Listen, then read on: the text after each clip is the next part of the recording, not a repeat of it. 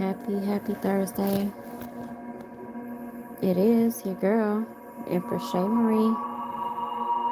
Yep, I'm back for another video, you guys.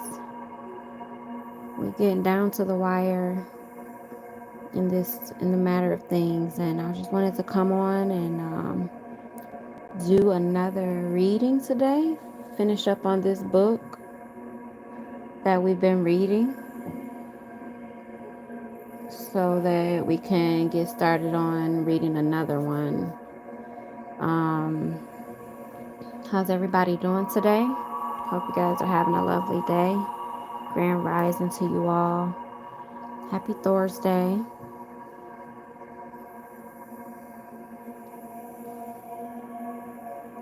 I give thanks to everybody that's tapping in.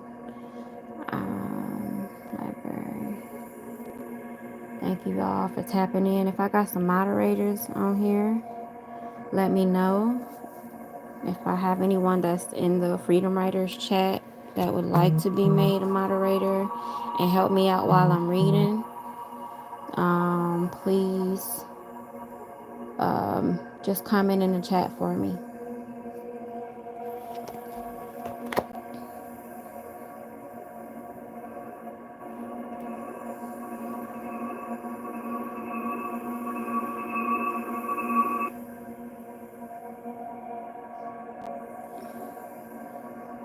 How is everyone? I'm just about to share this out.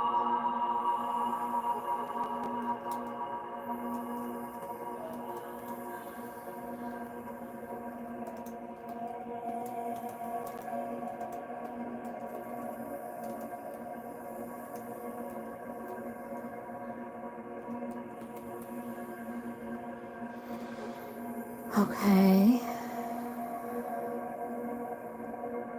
Hi, and thanks for this great opportunity to learn. Welcome. Peace, everyone. Peace, sis. How are you? Greetings. I'm just sharing this out real quick, y'all. Give me a few minutes and I'm going to get started. We're going to pick up where we left off at with the appendix.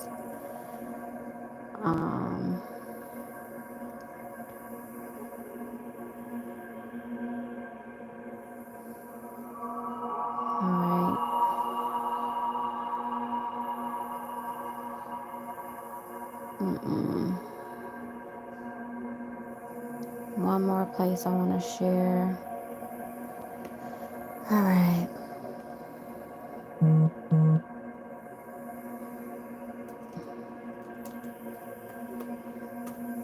All right, y'all.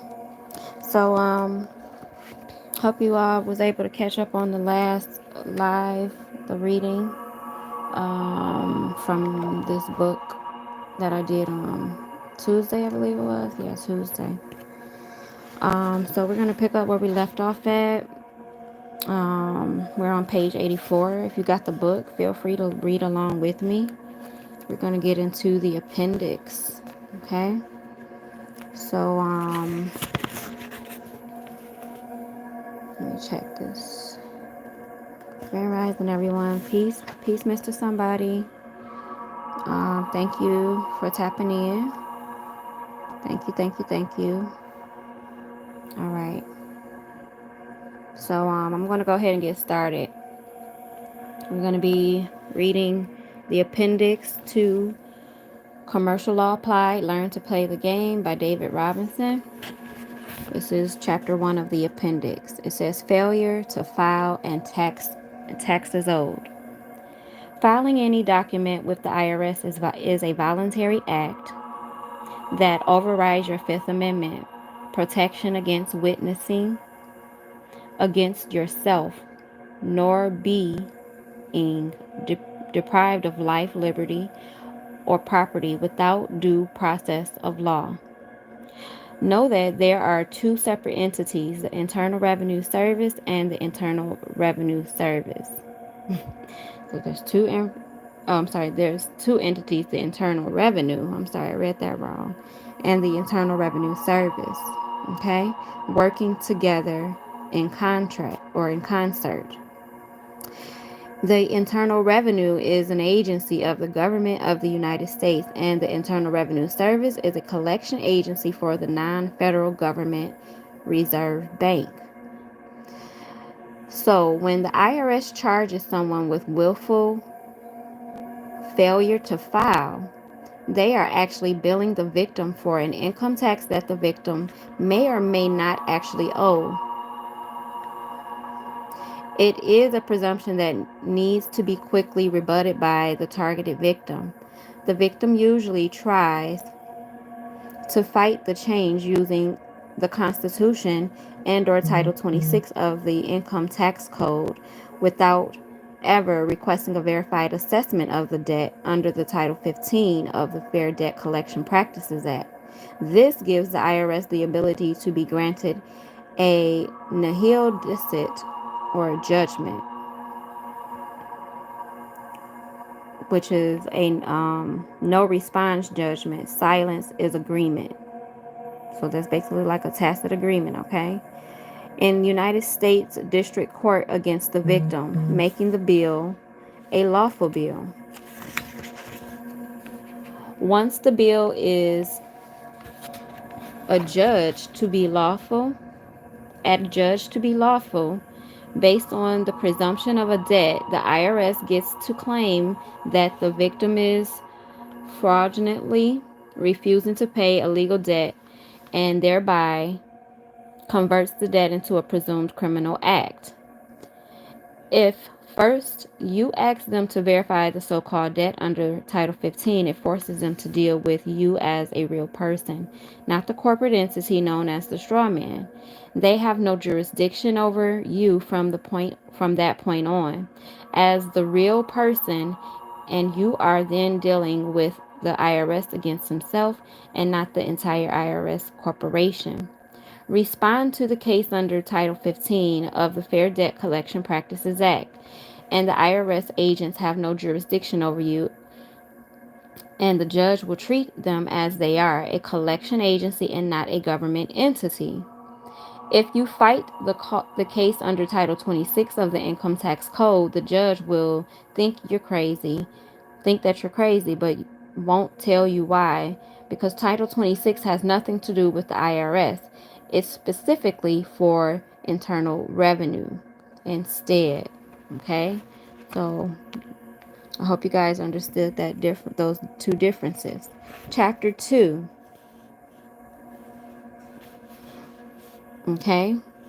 And it just goes back to basically meaning there's always two or more of everything, two sides to everything, okay? So we're on chapter 2 now. Tax lien. List is now notice of lien list. So a tax lien list is now notice of lien list. From the June 1999 Idaho Observer. Stevens County Wash alters lien language. Auditor tax lien list becomes notice of lien list. Colville on March 30th, 1999. James Shaver and a group of constitutionally concerned Stevens County residents presented testimony before the county's Board of Commissioners in an effort to change the language of the county's list of more than 2,000 IRS liens. The Stevens County Commissioners responded May 11, 1999, advising Shaver by letter that the board and the auditor have read the materials you've submitted and consulted with the county's legal advisor. It is our joint decision to change the current tax lien index to a notice of lien index. This change has been implemented. Stevens is a county of 38,000 people. The IRS has placed liens on properties that would affect the lives of at least 19% of county residents. The largest business in the world today, the IRS, makes Microsoft look like a lemonade stand. The largest fiscal activity in the world today is the pillage and plunder of the American people. Shaver explained to his commissioners. Shaver went on to explain how the IRS, an agency that has been proven to be illegal, unconstitutional, and which incessantly terrorizes innocent people in a manner that is totally lawless and discompensationist and discompensationate, has transferred all liability for the illegal property seizures over the county governments across the country. The liability has been placed particularly upon the soldiers of the county auditor and upon the shoulders of the county auditor and the sheriff, because the liens constitute unprosecuted securities fraud, according to Shaver. Shaver, who has been studying the IRS, used this mechanism since the early 1990s, explains how the federal collection agency, the IRS, uses the ignorance of county officials to create a seemingly negotiable instrument out of thin air. The IRS uses the county to obey a state statute, RCW 60.68, that compels a county auditor to file a notice of lien in an alphabetical tax lien list. The IRS will contact the county auditor and direct him to add a name to the county's lien index. Once an alleged lien has been added to the lien index, the next day the IRS agent can come in and say, "Give me a certified copy of the lien index." Then he has proof of a spendable instrument to go out and pillage and plunder property, explained Shaver. According to Shaver, such an arrangement constitutes a securities fraud. The IRS is guilty of nothing because all it did was secure a certified copy of something that was obviously accomplished by the county auditor under state law when the lien was recorded, probably with a phone call. Make sure y'all sharing this out for me. And also hit the like button. I got 10 people watching. I need 10 likes. Let's get those likes up and share. From the certified copy of the lien, index, the IRS then creates a fraudulent derived notice of levy that is presented to the local sheriff. The local sheriff is then told to seize all people's property, and the sheriff then dutifully seizes the property and arranges to put the property up for auction. What the sheriff doesn't realize is that he is working from a notice. He is working from an unperfected instrument. He is working from a securities fraud, Shaver said. Shaver is committed to shutting the fraud down. To prove to the county commissioners that the IRS tactics are indeed born in fraud, he explained how county officials should address IRS agents. You will say, "Okay, Mr. IRS agent, in the past you have induced us into fraud that we won't be a part of anymore.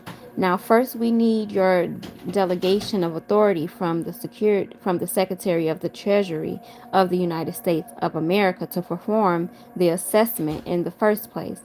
Then we want your affidavit, signed and true, correct and complete under penalties and perjury, that this person owes something and whatever that amount might be. I don't think that they will be around because the whole thing is a giant scam," said Shaver.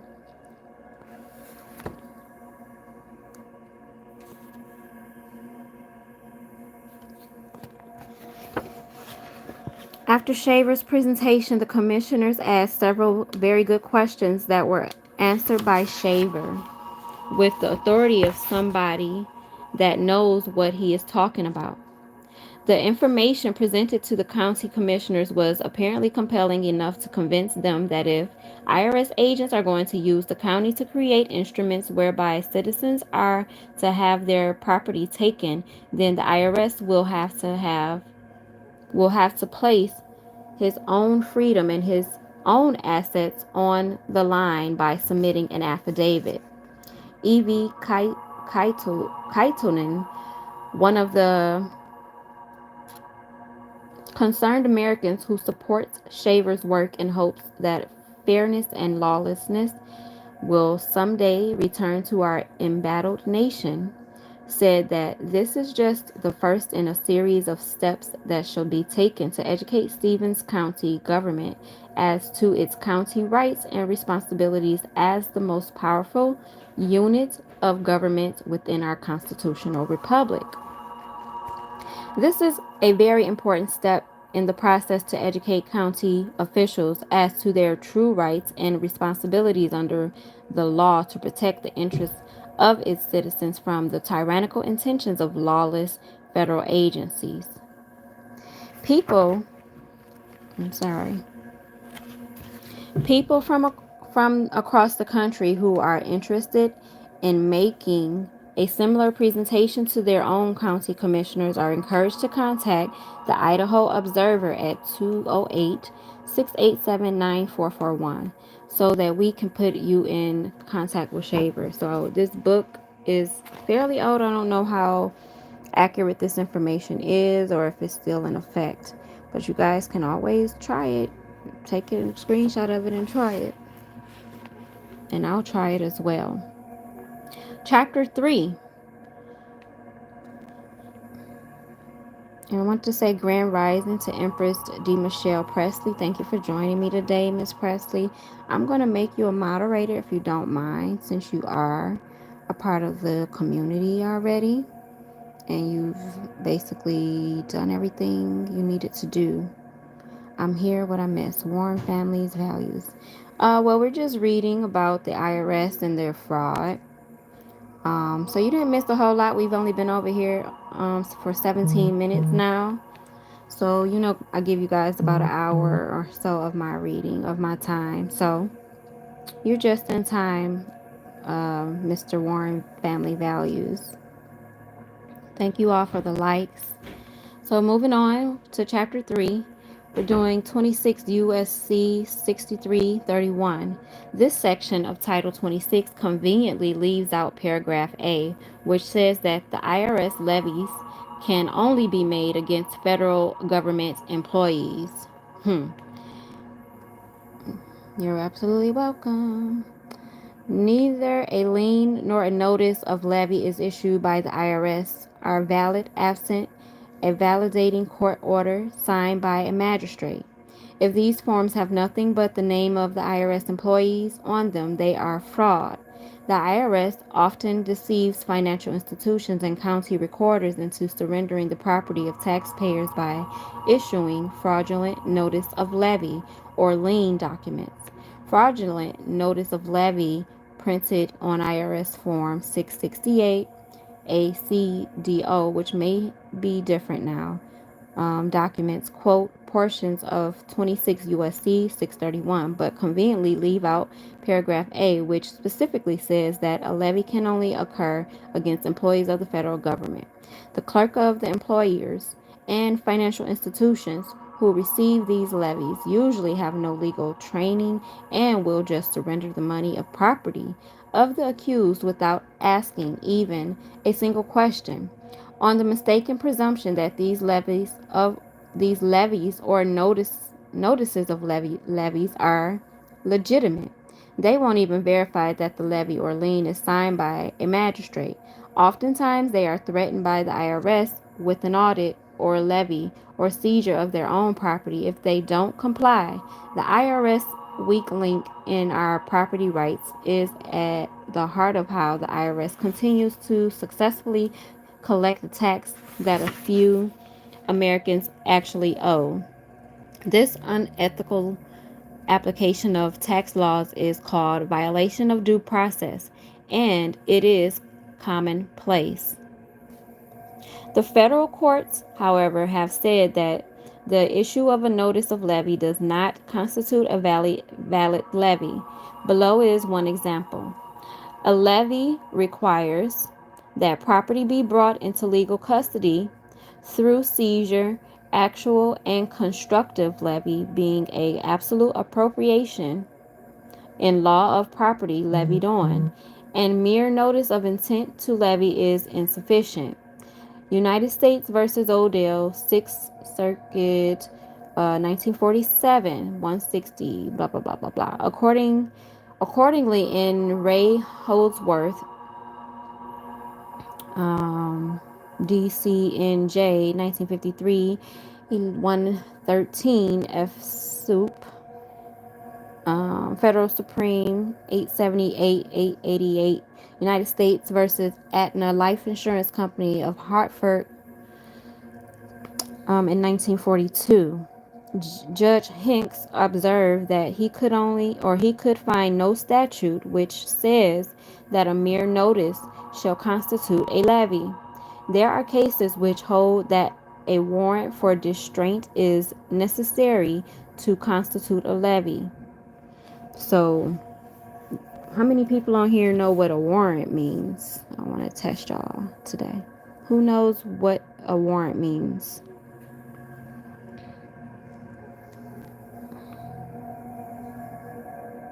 I'm going to wait for a minute.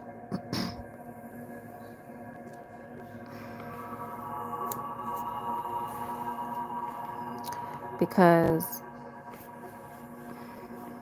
if you know what a warrant means, put it in the chat for me.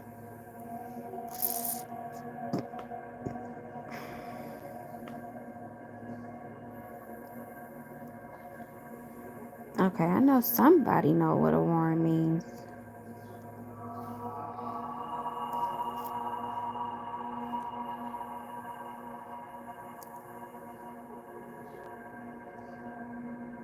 Okay. Well, you guys aren't answering fast enough. So, I'm going to give you the answer. A warrant is basically a declaration of war. It's a bond, but it's also a declaration of war as well. Hence the word warrant. Okay. Yeah, it's a bond as well too. Actually, yep, it is definitely a bond. Thank you, Mr. House of Bickham. So, for distraint, a warrant for distraint is necessary to constitute a levy. So you can't just put them on notice, right? Right. Yep. A declaration of war. You got it right, Miss Empress D. Michelle.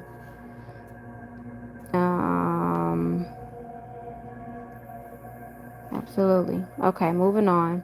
It says these sections, 26 USC subsection 3690 through 3697, require that a levy by a deputy collector be accompanied by warrants of distraint issued by a judge in a legal proceeding in re Broco Manufacturing Company Super. Okay? Thank y'all. Noted. Absolutely. No problem. Affidavit by verified declaration. To whom it may concern.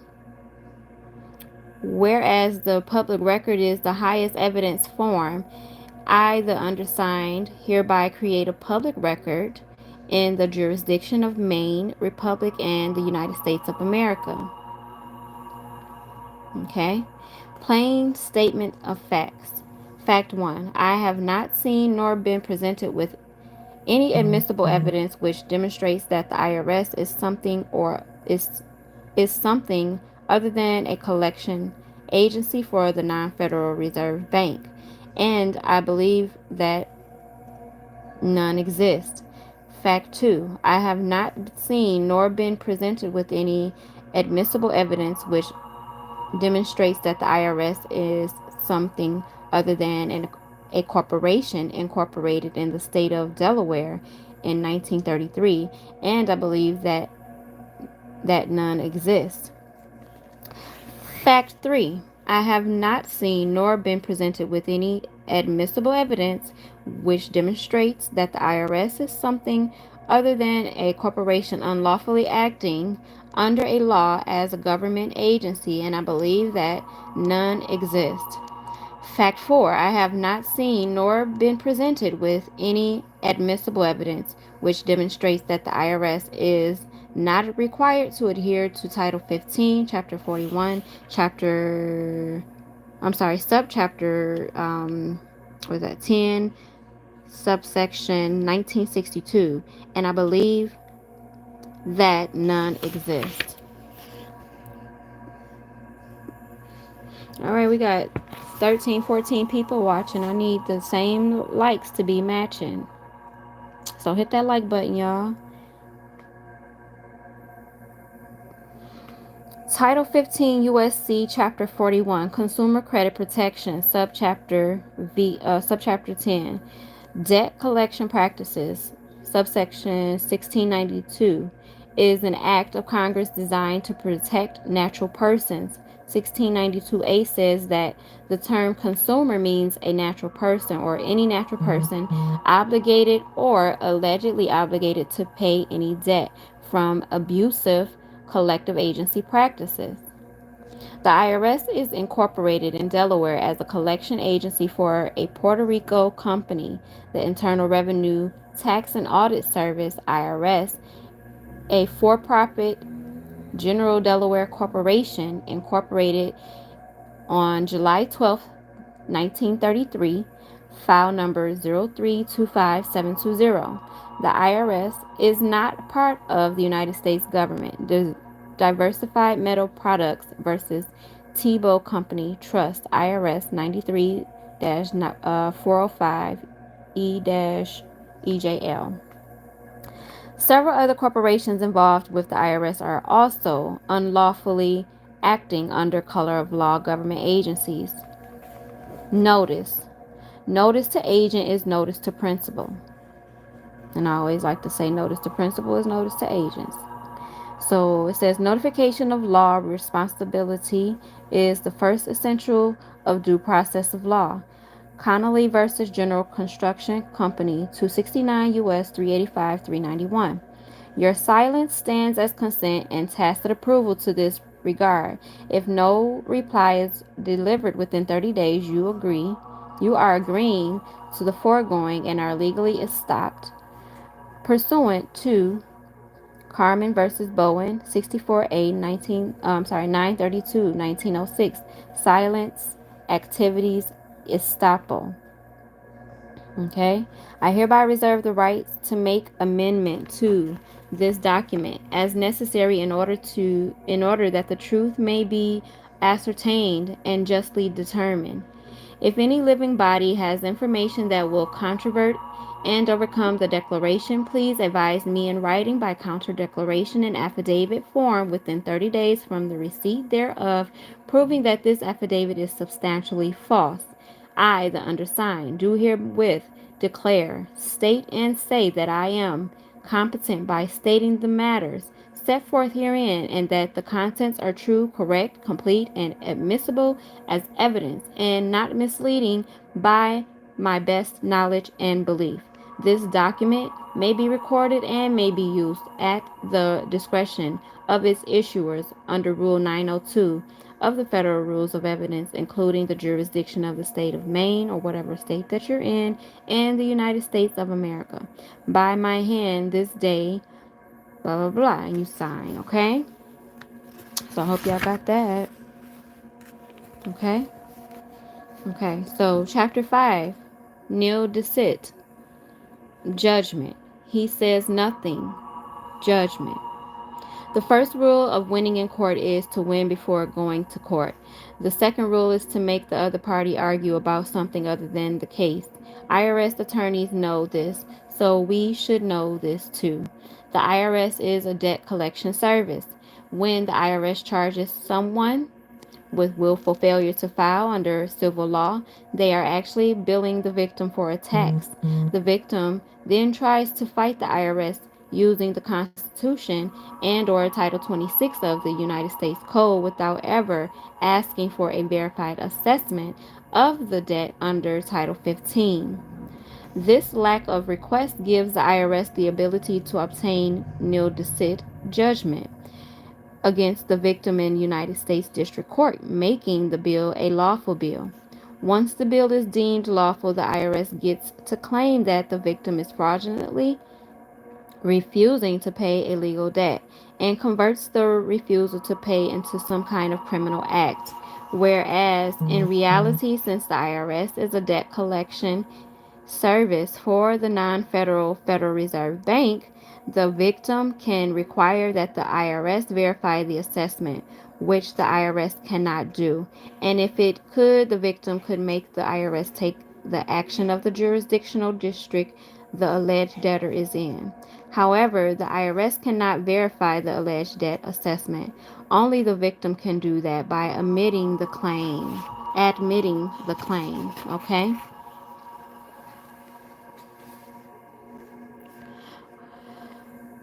Going to court and arguing about taxes uses Title 26 is an ineffective for the following reasons.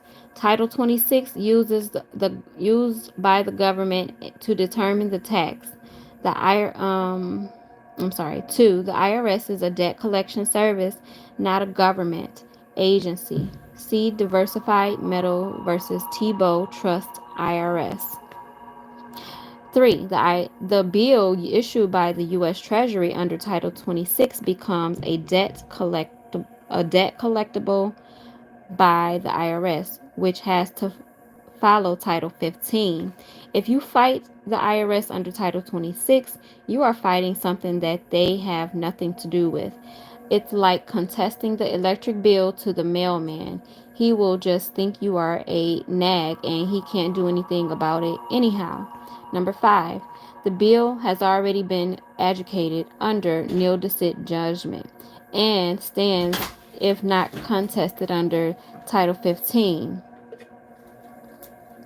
You cannot contest the bill under Title 26 since that is the government code on how to figure the bill, not the bill itself. Where did I come from? Okay. Number 6, demanding that the IRS verify the assessment. The bill requires them to cease and desist under Title 15 until they supply the document. The IRS cannot supply the requisite documents, and therefore you have beat them before going to court. See Rule 1. Number 8, if you go to court, you can argue the correct issue, the bill, not how they determined the bill nor its amount. Thusly, you can win by arguing the right point. See Rule 2. You can force the IRS, number 9 is you can force the IRS to do the action in the judicial district of the court nearest the debtor, which they will not do. Therefore, you won't go to court. See Yahweh Scriptures.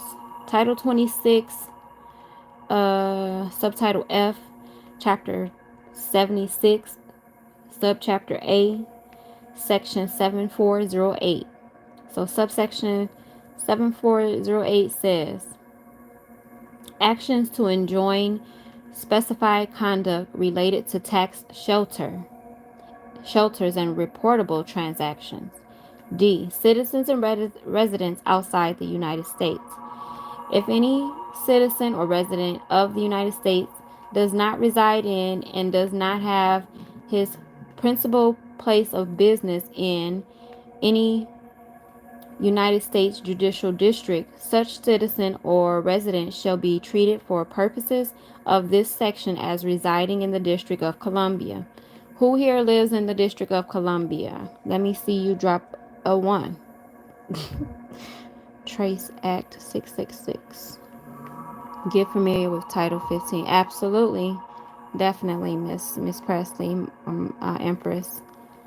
Always ask for verifiable information. Facts. Happy Thursday, Tamika. Welcome. So who here, DC 47 president? Who here, what was I asking? Who here is a resident or a citizen of the District of Columbia? Who lives there? Or is a citizen of that district? I don't think none of us are. Or you shouldn't want to be, at least. One of the common denominators of acquittals is that somewhere or somehow the victim did some type of request or assessment that was never affirmed. This is diametrically opposite of all the victims who lost using Title 26 and the absence of applicability to the code. In summary, just like a charge in a traffic ticket, don't fight the law and their reasoning. Deny the bill and require them to prove that the bill exists as a matter of record before they make it a matter of record under nil decet judgment because you didn't deny it. Example: a contractor under Title 26 issues you contracts, issues you, the contractee, um, a bill through your third party collection service or IRS. You do not respond. Third party collector service, whose actions and remedies are defined in Title 15, goes to court ex parte and receives a nil decet judgment. You get dragged into a foreign court, USDC, and attempt to fight the contractor and their rules for issuing the bill under the Constitution and or Title 26, neither of which applies since it is the bill being discussed. That always works. 4 scores and 7 years ago. Right. Let me go back. Since it is the bill being discussed, not the entity that issued the bill or how said entity determined the amount, any attorney would tell you that this is a waste of time. You, the contractee, must first avoid the bill under the appropriate code, Title 15, and demand the case be kept in proper jurisdiction, the nearest judicial district. In essence, Title 26 applies to the government entity that determined the bill, and Title 15 applies to the collection agency attacking you for payment. It's almost incomprehensible to believe that legally Title 26, the Internal Revenue Code, has little to do with Internal Revenue Service. This appears to be a well orchestrated work of art or word of art trick. Okay? It is definitely tricky. You got to pay attention to details. They always work with this code. Title 1847. Kabbalah. When God created the world, he merged the letter with the number with the word Kabbalah. They work by the book of formation. Absolutely. Understanding law. There are 6 basic types of law. Okay? You got public law, private law, corporate law, constitutional law, administrative law, and then there's criminal law. And here's how they work, okay? So I'm going to take a drink of water before I move on because I'm getting a little parched here. Always stand on your ground as a living soul. Absolutely.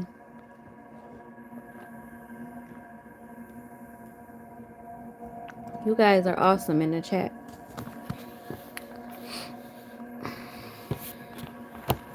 Also, if anyone would like to donate, make a donation, the information is in the description area of this video on how you can donate. If you'd like to send by Cash App, just send me an email and I'll send you the Cash App. I don't want to put the Cash App on because it's not my Cash App, and I've explained that before. My Cash App was compromised, so I'm just using my family's, like my husband and my children. So I don't want to put theirs out there like that in the public because that's their Cash App, okay? So I'll send it to you by email. Also, if you are interested in joining joining Free Writers community, if you haven't joined already, also send me an email because you will have to go through a screening. I'm doing screenings from here on out, you guys, so I will not be just giving the link out. To anyone anymore because some things have transpired, and at the end of the day, I want to protect myself. I want to protect the interests of my community and my people. So yep, I will be screening. You will have to sign a non-disclosure agreement, which I will be revising, to put more some more restrictions.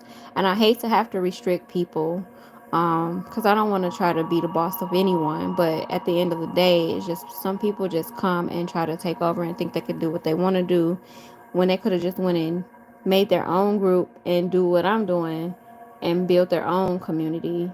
They just want to come over and take over yours, and I'm not having that, because I've put in a lot of work to what I'm doing and what I'm trying to bring to the people at the end of the day. So nobody's gonna block me from getting that done. Okay? So 1 second, guys. I need to adjust myself.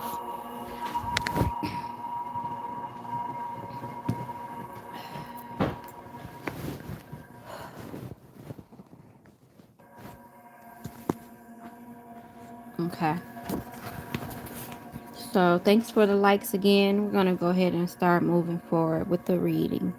So it says the Internal Revenue, or the IR, deals with Internal Revenue Service, the IRS, under administrative law. So that's E. As you can see, this allows the two separate entities to communicate with each other privately and off the record. They can do financial dealings without reporting them to the court or to the other parties. It also keeps those pesky human and constitutional rights out of the case, since administrative law is under the executive branch and not the legislative branch. All taxes are illegal unless we are at war. Facts. The IRS deals with an individual straw man under administrative law. We want them to deal with us instead under private law, which is B, which will cause them to name and hold accountable the actual human being that is attacking you. But they created the straw man so that they would not have to. As long as you use Title 26, which is under administrative law, you are treated as a corporation. Corporations don't have human or constitutional rights. When you invoke Title 15, which deals with natural persons, which do have human rights. Thackeray Hubbard. And constitutional rights. The IRS loses its authority because they will now be treated by the court as what they are, a private for-profit corporation. Under private law B, you can deal directly with the human being as a real name and his real name that is attacking you, rather than the whole corporation. By dealing with the IRS under administrative law, you cannot invoke the natural person concept, since it is not included in its definition. Also, since administrative law is part of public law, any conviction can be moved to another section of public law called criminal law. But when dealing with the IRS under Title 15, you are considered a natural person and can invoke constitutional law if they try to violate your civil rights. Remember, the IRS agents use pseudonyms to keep us from going into private law. A good rule to follow is, if the IRS is trying to stop it, you should try and start it. Private law cannot be moved to criminal law, since they are under different legal concepts. Summary. This is very, very important. If you invoke Title 26, you stay under administrative law and cannot use constitutional and or human rights as your defense, since they do not exist in administrative law, which is for corporations. The IRS has the authority under administrative law to move the proceedings to criminal law, since both laws are regulated under public law. When you invoke Title 15, you move over to private law and are considered to be a natural person, human being who has constitutional rights.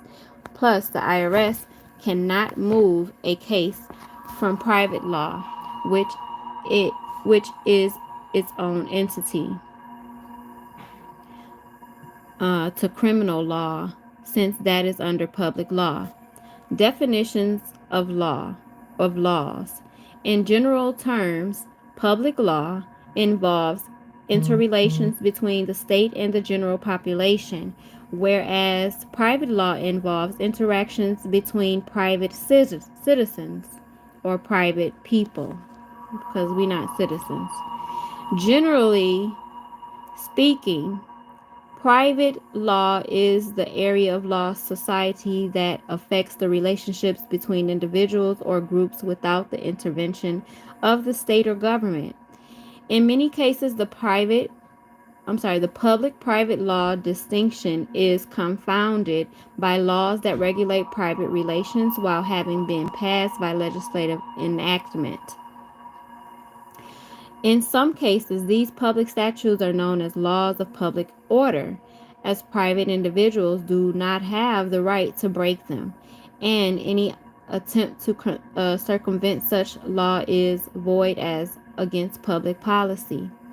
Public law is the law governing the relationship between individuals, citizens, companies, and the state. Constitutional law, administrative law, and criminal law are subdivisions of public law. Okay?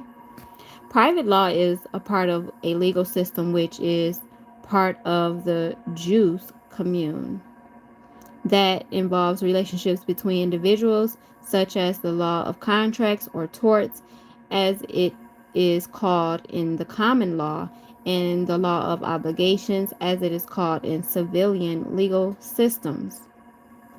Private law is to be distinguished from public law, which deals with relationships between natural and artificial persons, i.e., individuals, business entities, nonprofit organizations, and the state, including regulatory statutes, penal law, and other law that affects the public order. Corporate law refers to the law establishing separate legal entities, known as the company or corporation, and governs the most prevalent legal models for firms, for instance, limited companies. Technically, a company is a juristic person which has a separate legal identity from its shareholding members and is ordinarily incorporated to undertake commercial business.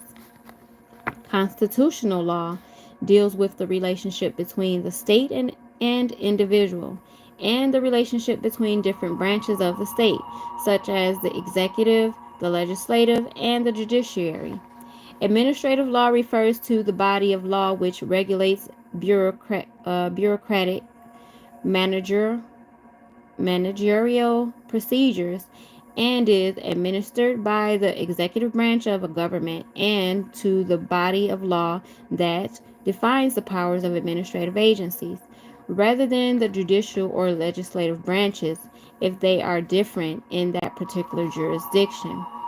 This body of law regulates international trade, manufacturing, pollution, taxation, and the like, also called regulatory law. It is the body of law that arises from the activities of administrative agencies of government. Government agencies action Government agency action can include rulemaking, adjudication, and or the enforcement of a specific regulatory agenda.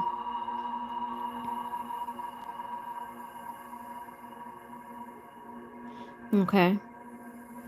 Administrative law is considered a branch of public law.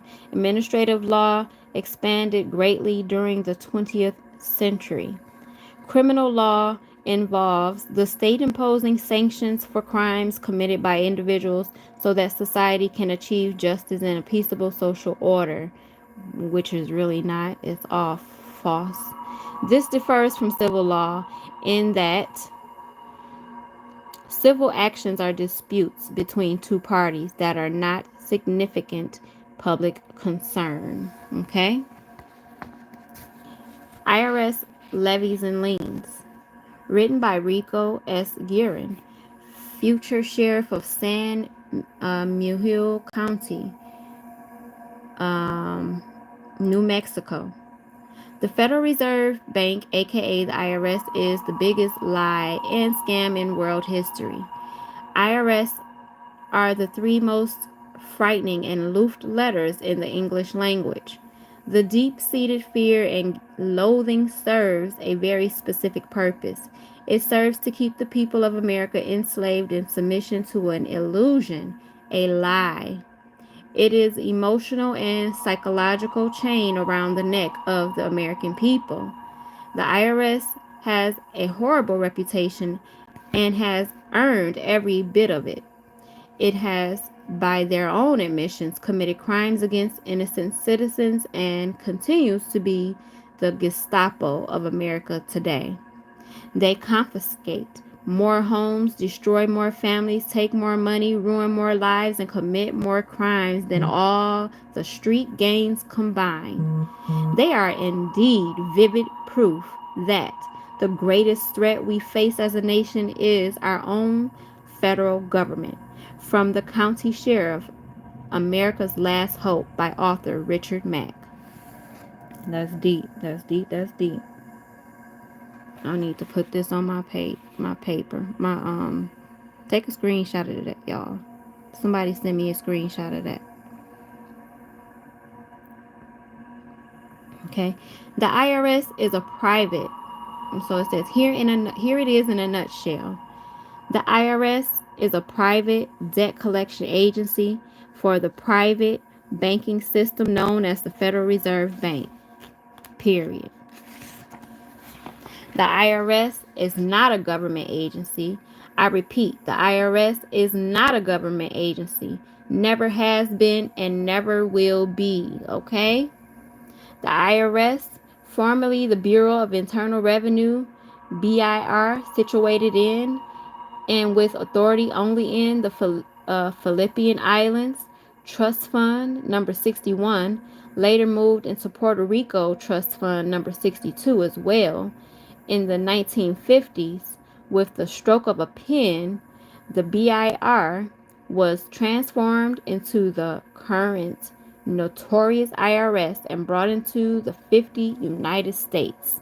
This was done without any congressional authority whatsoever. There is no congressional authority for the IRS to exist and operate in the 50 states of the Union, recorded anywhere in any law books. Again, keep in mind the IRS is the private debt collection agency for the private banking system known as the Federal Reserve Banks. Due to the naive ignorance of the American people, most Americans don't realize that there are two titles. There are two titles, 26. Title 26 Internal Revenue Code is the debt collection manual for the IRS. This manual has nothing to do with the constitutional rights.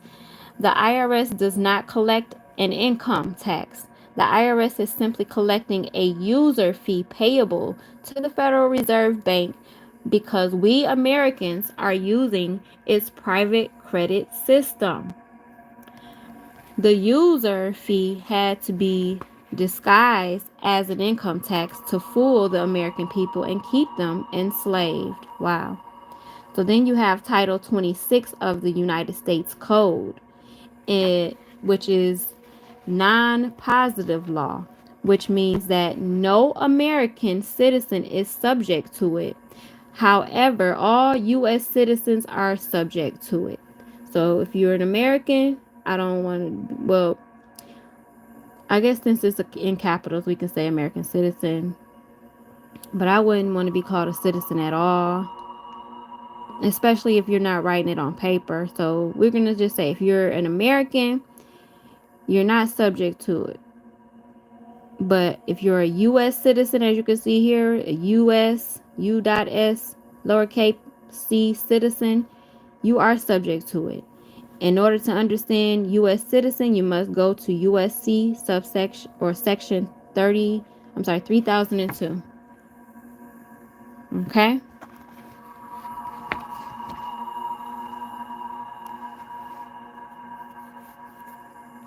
How y'all doing in the chat? 2040 to 20. It's all about the Phoenix phenomenon. IRS equals not a government agency. Facts, because they use Oregon as a deadbed. Right. Very deep. Is extremely deep, guys. Whew. The more we dive in, most American citizens, or Americans, let's just say, have perhaps unknowingly but voluntarily surrendered their sovereignty in exchange for the immunities and privileges of the 14th Amendment. There are literally, nope, I'm not a citizen either. There are literally hundreds of silent, unilateral contracts by which Americans declare themselves to be U.S. citizens. Yeah, I can attest to that. I used to check off I was a citizen unknowingly. By voluntarily becoming a U.S. citizen, every American U.S. citizen, every American declares him or herself to be an indentured servant, a slave to the non-federal Federal Reserve banking system with no constitutional rights whatsoever. So then Title 26 USC is a private law that applies only to U.S. corporate citizens who are all employees of the corporate entity identified at 28 U.S.C. 3002 15 A, B, C as the United States. United States means a federal corporation, an agency, department, commission, board, or other entity of the United States, or an instrumentality of the United States. Consider this fact. When an IRS agent wants to seize property from a citizen in a county, they must first contact the sheriff of the county and request assistance in the seizure, because the IRS agent has no authority to seize any property at all. So the IRS agent bamboozles the sheriff into committing the crime for the IRS. When the sheriff seizes property for the citizen under the non-authority of the IRS agent, the sheriff has committed a second-degree felony, conversion of property. A second-degree felony is incredibly serious. However, both the IRS agent and the sheriff, knowingly or unknowingly, count on the ignorance of the citizen who has no idea what their lawful rights are. Bear this point in mind. If the IRS agent has no authority to seize any property at all, then they cannot delegate or confer to the sheriff what they do not have. In addition, the sheriff has no idea that he has engaged in a serious crime. Here is where the maxim, ignorance of the law is no excuse for violating the law, applies. Hence, the maxim, the law leaves the wrongdoer where it finds him. We do not have an excuse based on the legal system, but both the IRS agent and the sheriff should be arrested and charged with conversion of property, a second-degree felony. Y'all better start charging these motherfuckers. Like, tyranny is defined as dominance through threat of punishment and violence, oppressive rule, abuse of government, cruelty, and injustice. Sound like the whole system to me, including the jail prison system. What better definition than this fits the abuse of IRS?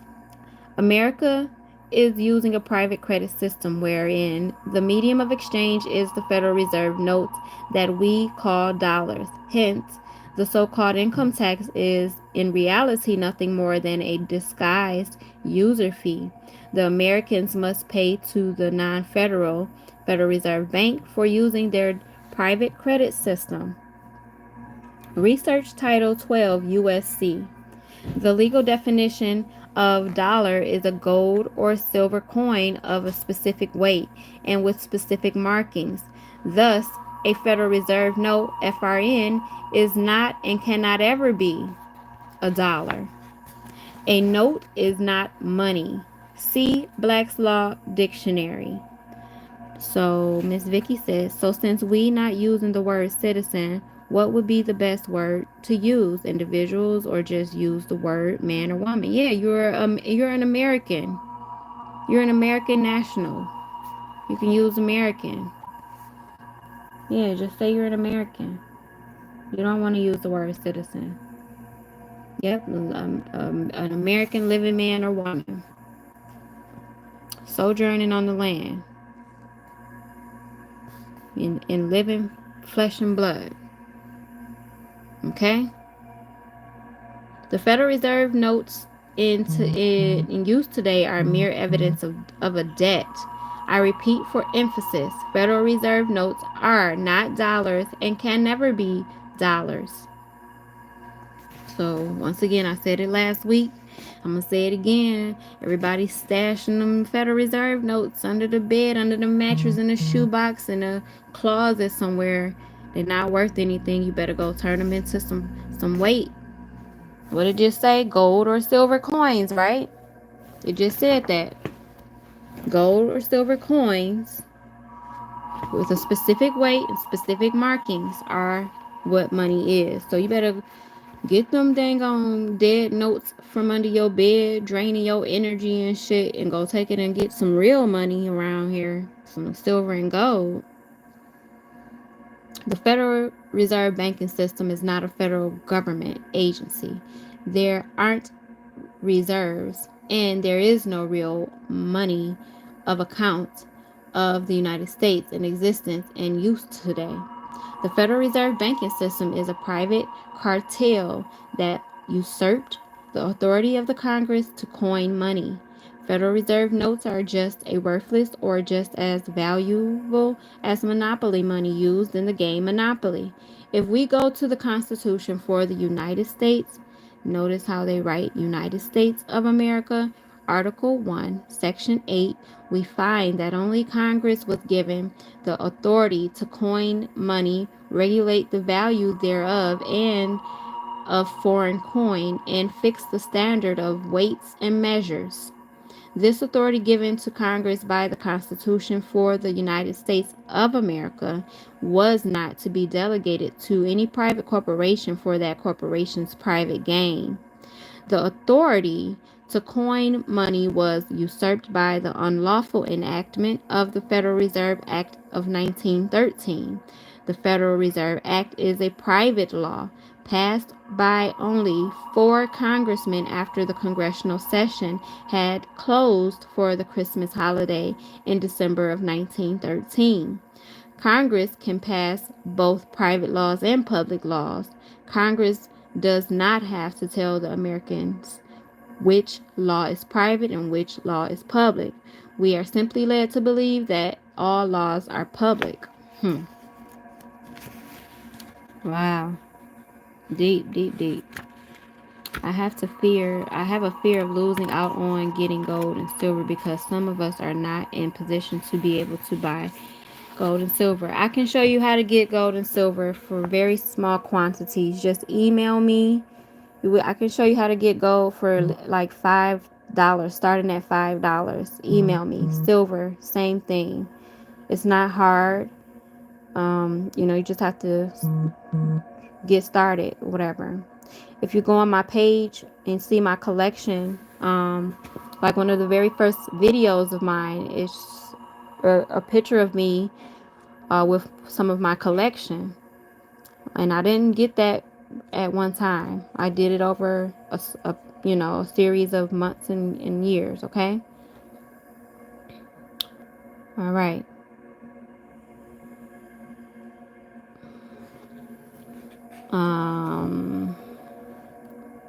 Starting from 1913, we Americans voluntarily submitted to the hold on. I gotta go back to the last page. We are simply led to believe that all laws are public. This is propaganda and brainwashing at its best.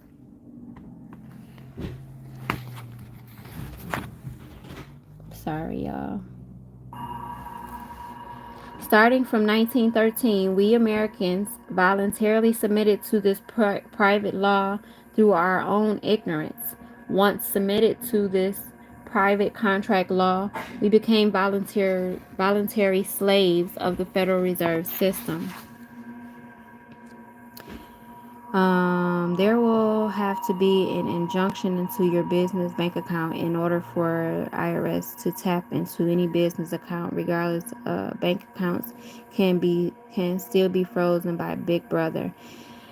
Yeah, if you got a business account and if your business is under the United States, then it still belongs to the United States. So there's no protection in that at all. Whoever Warish Janadu is. So that's kind of like misleading information. I would not put anything in a business under the United States without having the proper protection. Where do you go to find that the page about your video?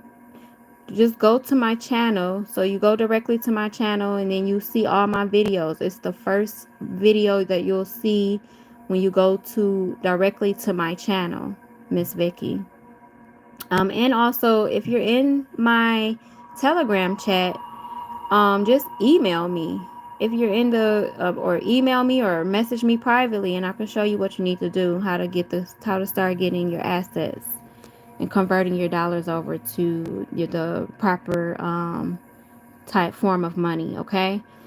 Email me at ShayMarieInc@gmail.com or just message me privately in Telegram.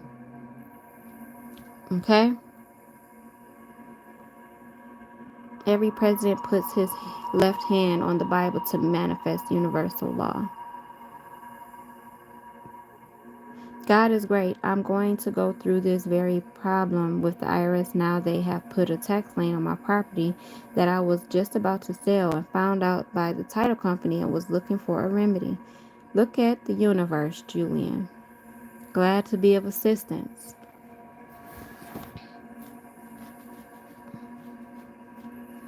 Okay.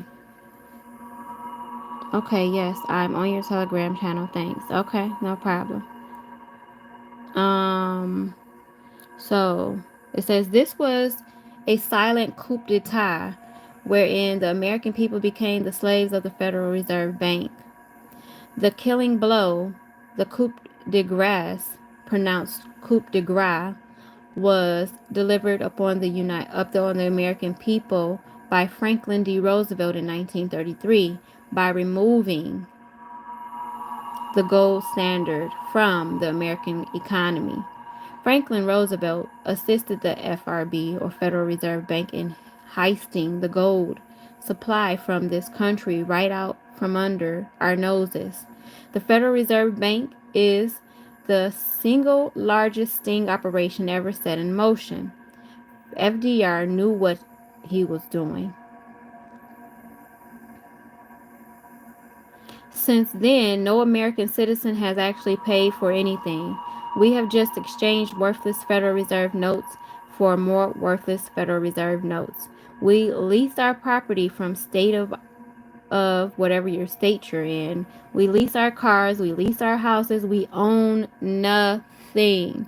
So whether you think you signed a mortgage, you think you got a mortgage, you're a homeowner, oh, I'm a homeowner.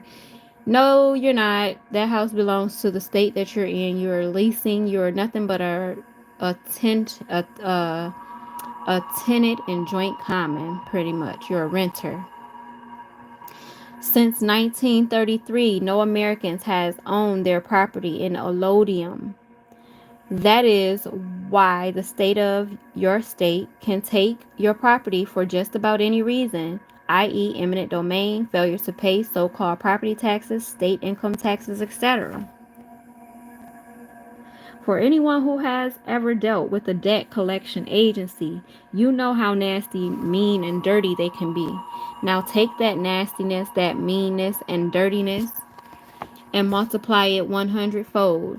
There you have the attitude of the IRS. Let's continue down the rabbit hole. When an American citizen gets into dispute with the IRS agent will not listen to any of your pleadings, your beggings, or your excuses. Everything you do or say amounts to nothing with the IRS. If you dig in your heels and refuse to pay, the IRS starts sending you threatening letters and dire consequences and fines for your non-cooperation. If you still refuse to pay, the IRS will file a document called a Notice of Federal Tax Lien in the local county clerk's office. This is a deceptive document. Keep one thing in mind: a notice is not the lien itself. The lien is a totally separate and distinct document from the notice. The county clerk, through ignorance, files the Notice of Federal Tax Lien as if it was an actual lien. These are two separate and distinct documents. The IRS county clerk never requests the actual lien from the IRS agents. If they were to request this document, the IRS agent would get very irate and threaten the county clerk for their non-cooperation. The actual lien does not exist. There is one more lawful requirement that the county clerk must comply with before they can file the Notice of Federal Tax Lien or the actual lien itself. That does not exist. The Federal Lien Registration Act requires certification of a lien itself. Though this would require that the IRS agent file an affidavit wherein they identify themselves and state under oath that there is an actual lien filed against the particular American based on an assessment on Form 23C. When the county clerk fails to verify certification, they violate the lawful requirements of the Federal Lien Registration Act. The IRS never files the actual lien because it does not exist. An actual lien must be based on a lawful assessment documented on Form 23C. In the entire history of the IRS has never produced a Form 23C showing an individual assessment against an American. This so-called Notice of Federal Tax Lien is an act of financial terrorism because once this mere notice is filed, you become a pariah, a financial outcast. You are branded as unfit. You are no longer a good slave. You are a rebel beyond the hope of redemption. Your slave credit rating takes a nosedive. You are practically ruined financially. Interestingly, Section 803 of the so-called Patriot Act defines terrorism as any act intended to coerce or threaten a civilian population. So by the very definition of the terrorism, the IRS is the largest, meanest, dirtiest terrorist organization in the entire world. However, the so-called government has exempted itself, its political subdivisions, and all federal corporate officers from being charged with terrorism under Section 803. Pretty convenient, huh? If you still are intimidated, the IRS will file a notice of levy on the county with the county clerk and send copies to your employers and banks. The county clerk, through ignorance, files the notice of levy as if it were actual levy, and this makes it so, whereas these were two separate and distinct documents. Again, keep in mind, a notice is not a levy. On the basis of this notice alone, the bank then hands over all of your money to the IRS, and you cannot even pay your bills. Your employer garnishes your paycheck, and again, you are a slave to the Federal Reserve Bank. Your bank treats the notice of levy as if it were an actual levy. Your employer also treats the notice of levy as if it were an actual levy. The bank and your employer never request an actual copy of the levy itself. Of course, the actual levy does not exist. There are several things wrong with these two scenarios. Both the bank and your employer fail to verify several key pieces of information in dealing with the IRS agent. First, they fail to ask for a copy of the IRS agent's driver's license to verify that in fact they are who they say they are, and in case the IRS agent has to be served with legal processes so that they can be collected. The IRS agents have been given instructions to never provide this information to anyone asking for it. Thus, true identity of the IRS agent is never established. Pretty convenient, huh? Second, the bank and your employer fail to request a copy of the pocket commission from the IRS agent. Every IRS agent receives what is called a pocket commission. This pocket commission identifies the IRS agent's authority as to his or her actions. The most common type of pocket commission is what is called administrative. This is identified as a capital A on their identity card. This means that the IRS agent can shuffle paperwork all day, but she does not have any enforcement authority whatsoever. The other part of pocket commission is what is called enforcement. The word enforcement might convey the message that the IRS agent actually has unlimited authority to enforce something against Americans. This is not the case at all. They have an extremely limited scope of authority. In fact, they cannot enforce anything against Americans. Both the bank and your employer fail to request a copy of the pocket commission from the IRS agent in order to establish the basis of authority of the IRS agent. I am fairly confident that all agents that send out notices to banks and employers have an administrative A type pocket commission. Thus, both your bank and your employer steal your money and send it to the terrorist agency known as the IRS. Thirdly, the bank and your employer fail to request a copy of an actual assessment documented on Form 23C. Again, never in history of this country has an American citizen been assessed an income tax on a Form 23C. Without this so-called assessment on this specific Form 23C, there is no debt. So the bank and your employer fail to verify this alleged debt and thus steal your money. Fourth, the bank and your employer fail to request copy of the abstract of court judgment. This document would show that you were actually sued by the IRS and that you had your day in court. The 7th Amendment of the Bill of Rights of the Constitution for the United States of America guarantees you the right of trial by jury in any controversy where the amount shall exceed $20. Y'all see this? Of course, you were never sued and you never had your day in court. Thus, your due process of law rights are totally violated, and again, you are further enslaved to the Federal Reserve Bank. So then we come to the end of the rabbit hole. You have never owned or owed any money to the IRS. The IRS is simply the enforcer, the debt collector for the Federal Reserve banking system. However, because you are using a private credit system wherein the medium of exchange are fancy pieces of paper called Federal Reserve notes. Some of them got little blue strips on them. You owe the Federal Reserve Bank a user fee.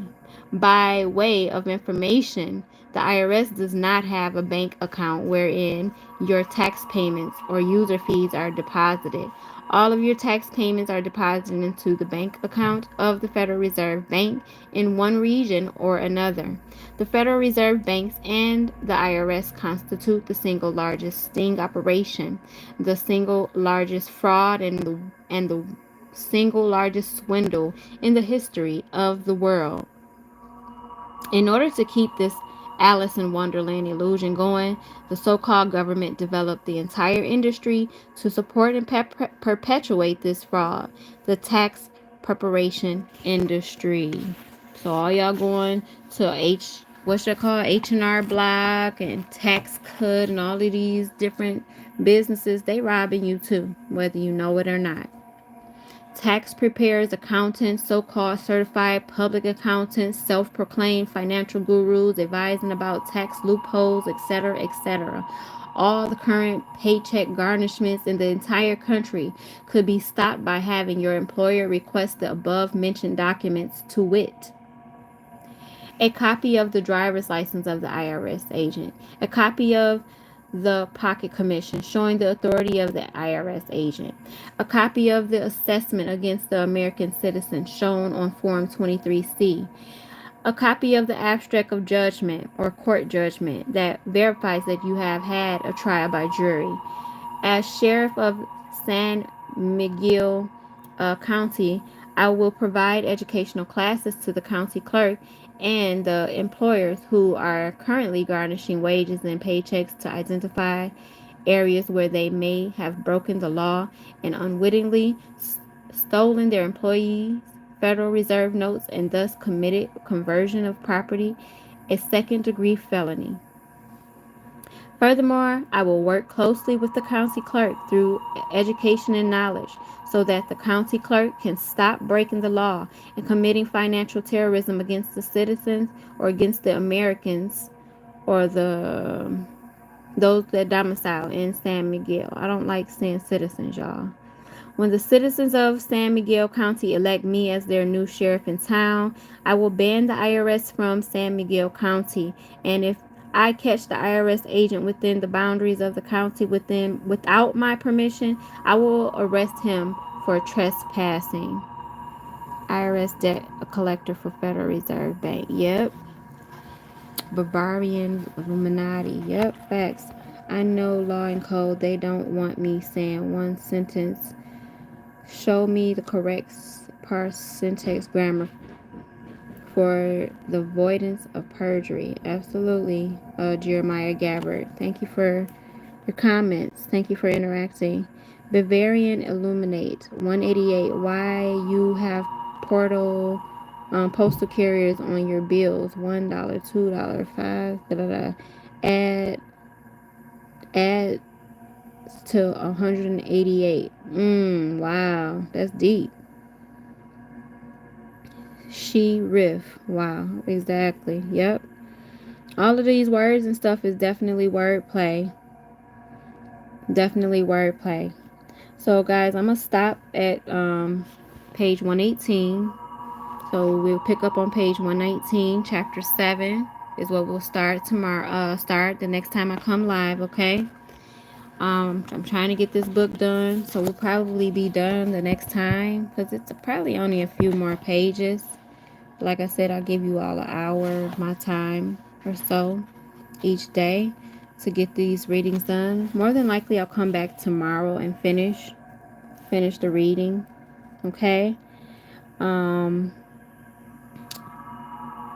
Thank you all so much for your likes. I appreciate you all's, interacting with me and just taking the time to want to get this knowledge. I challenge you all to share this on your social media platforms, whether it be Facebook or whatever platforms you may be on. Send it to your family and friends so that they can start waking up. We have to wake these people up. We have to wake them up if they want to be free, if they don't want to go through the turmoil that's probably getting ready to come. Because there's going to be turmoil. We're getting ready to go through a reset, you guys, and there's words of it happening this month. And I need you guys to be prepared. People need to be getting prepared. The reset is happening. And if you don't have your shit in order, then, you're going to be fucked, really. They're literally burning down stores and stuff like that. So they're burning down warehouses, burning down farmland, all this stuff. We're definitely under attack. And we have to make our people aware of what's happening. People keep telling me every day that it's not my duty to be worried about everybody else, but it is our duty, because if we don't make people aware, then we're a part of the agenda. So I'm not saying it's like gotta be you gotta go all out your way or whatever, like I'm doing. No, I don't say that. But you can simply share. I'm doing what I'm doing because I was called here to do this. I came here to do this. I have a purpose. I was told at a young age, and now everything's coming to me. I was told at a very young age, at the age of 14, when I started really started going through my rebellion stage of not wanting to go to church or wanting to do my own thing. I was told at that time of my purpose, but I didn't see it at that time. I didn't know at that time what it was. I've been told numerous of times. I've been, greatness has been spoken into my life plenty of times, and I've been told that I was be the one to basically set my family free from this financial bondage that we're all in. Financial bondage, mental bondage, it's all bondage. Yes, I caught the live. Absolutely. F, welcome. You're kind of late. We're about to finish up here. I'm actually finished reading for the day. I'm just chatting it up with you guys. So like I was saying, like, you know, I was sent here to do what I'm doing. So a lot of, my they don't get mad because they support me or whatever. But I spend a lot of time researching and studying to get this knowledge or whatever. And I sacrifice a lot. I take lots of sacrifices. I don't have everything that I need or whatever. But I do without for now because I know that I'm going to have in the future. I'm going to have everything that I want in the future. So I do without a lot of things. I don't allow society to dictate to me the lack of not having things such as a car or having Federal Reserve notes all of the damn time, going and working and punching the clock just so I can have some Federal Reserve notes to show to a fucking idiot who don't even know that they're Federal Reserve notes and that they're debt notes.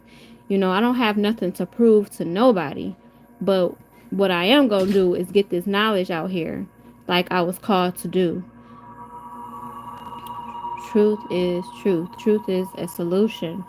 Focus, red pill, community design for conscious community builders, activists, and wow, educators committed to freeing humanity. Absolutely. Absolutely. A lot of people don't understand why I do what I do. And a lot of people don't understand my I make it a duty. I make it like a duty because it's not just for me. It's not just to help everybody. I'm helping myself. I'm helping my family at the same time. I'm helping my children. And everybody said, well, we should just focus on our own households and shit like that. But no, we have a work to do and out here with humanity as well. So no, we can't. We're not gonna be able to save everybody, and I ain't trying to save everybody. But this is what I'm here to do. So I appreciate y'all. Um, so you are aware that you are aware that they are telling us not to shop at these big companies, but where do we shop?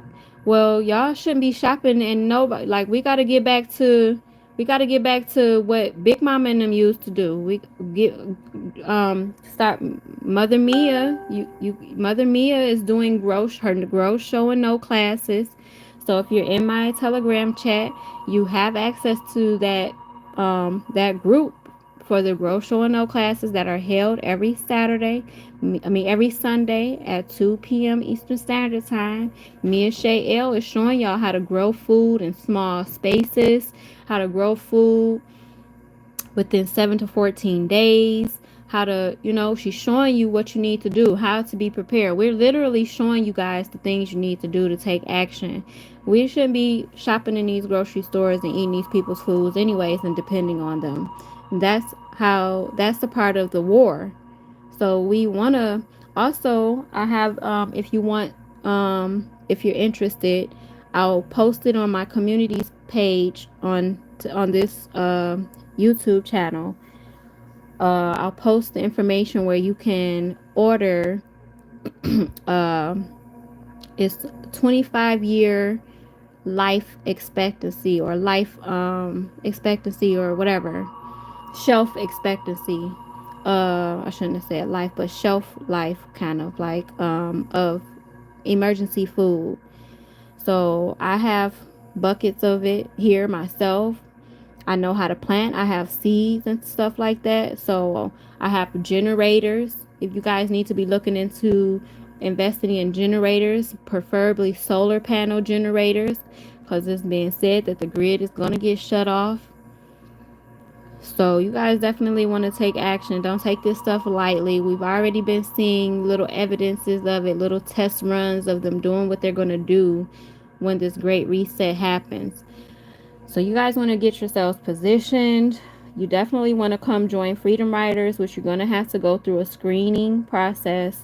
And one of my moderators already put my email in the chat, so you can email me. So if you want to get screened so you'll join the community, you have to sign the NDA as well to get into the community.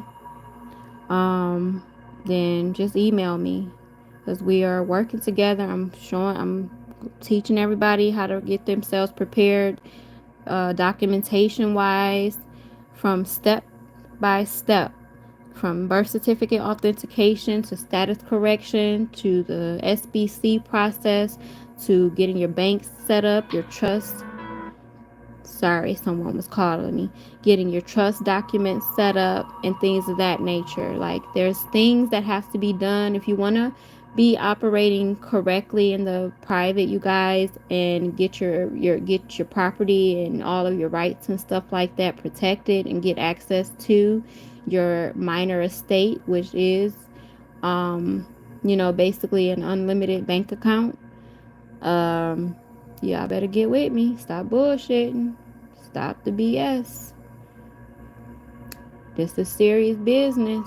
This is real serious business. We losing sleep. We having sleepless nights and lots long days getting this information to provide to the people, to free ourselves, and to I keep getting a phone call, and to claim back what is rightfully ours.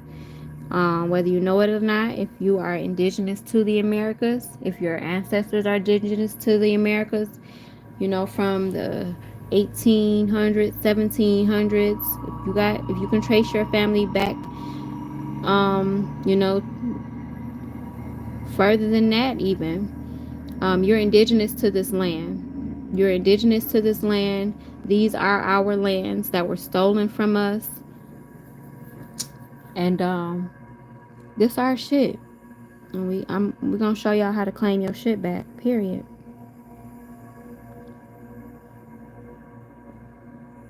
I definitely appreciate you all. Let's see. Society of Jesus equals 187. Anthony Fauci 187. Wow.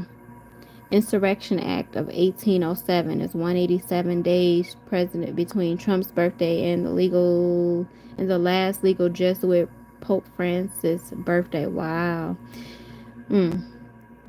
I agree. Trump said storm the capital letters of the birth certificate trust fund straw man account. Trump said storm the capital letters of your birth certificate. Got you. Wow, that's deep. That is deep. That was a deep one. I like that. Let's see. Jeremiah, you the truth over here. I'm gonna have to come check you out. Live life claim, Mark, Keyshawn, Christopher. Yeah, live life claims, I don't know about all that. Yeah, we're not doing live life claims, because you can't, what we're doing is something totally different. We're not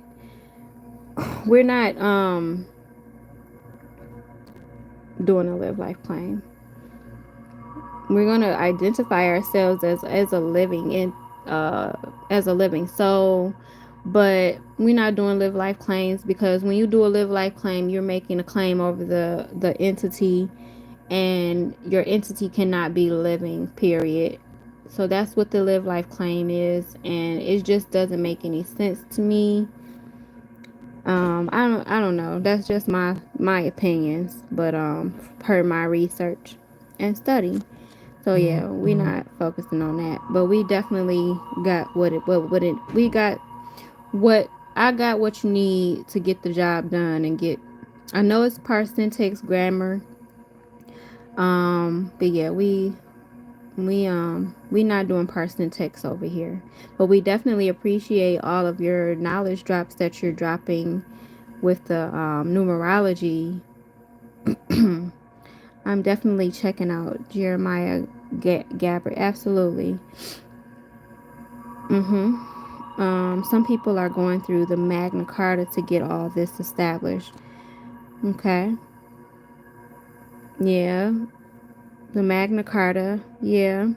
Now, it's more than one way to skin a cat, you guys.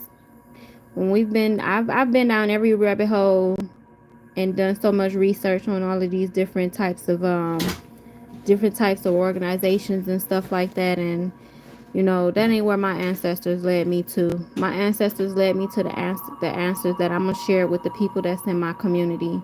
And so if you're in my community, that's what I'm gonna share with you. And we not doing nobody else's processes. Add up, forward, and backward mathematically certified forward and backwards. Yeah. So if you want to work with me, you can't be coming in bringing nobody's else's processes, talking to me about nothing else, because I pretty much know what I need to do, what we need to do to get the job done, and I don't need no one else's help. If you want to go and be of help, you create your own platform, like I did. I've spent years and diligently building my own platform, so to where it is now. So with that being said, you got to put in your own work. If you want to join my community, come join us. Don't be coming over here to try to take over nothing, because you will get booted the fuck out. And I promise you that on God. You're good. You're good. I just understand Title 18 and 15 code. Absolutely. We understand it as well. That's not the end all be all, Jeremiah. Um, okay. Acts 7 verse 7, the nation shall be judged. Absolutely. Your people will be enslaved for 400 years. Acts 7. Wow. Yep, they wrote all of this into the script. That's why we had to go through all of this shit.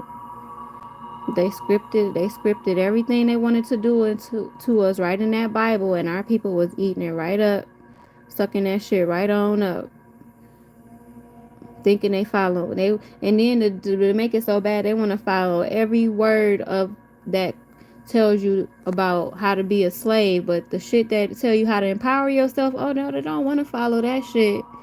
It's the most backwards shit ever. Hello, David Bass. Hello. I have lest your two eyes be single. Oh, right. The third eye. I have lest your two eyes be single. Grand Rising from Chilliwack, British Columbia, Canada. Thank you for everything you do. Thank you all. Thank you all for joining me.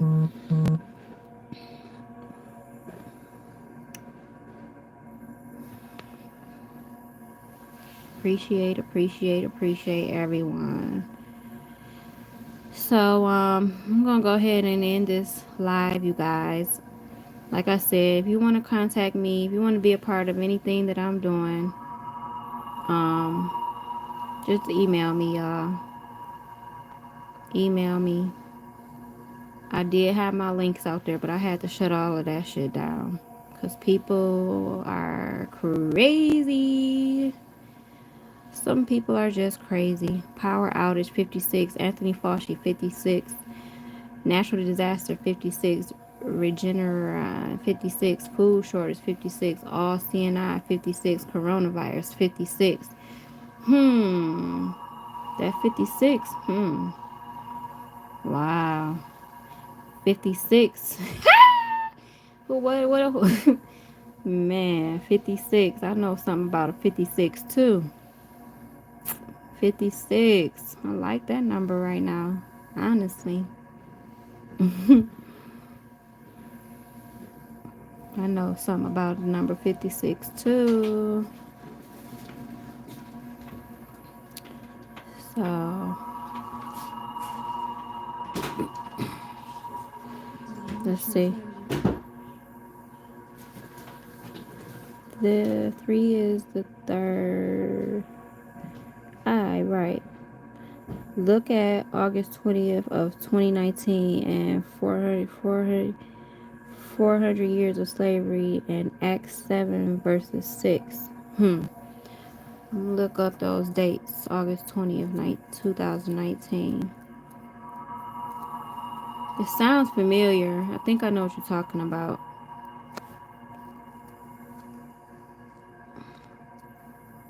Yeah, because that was before 2020, right?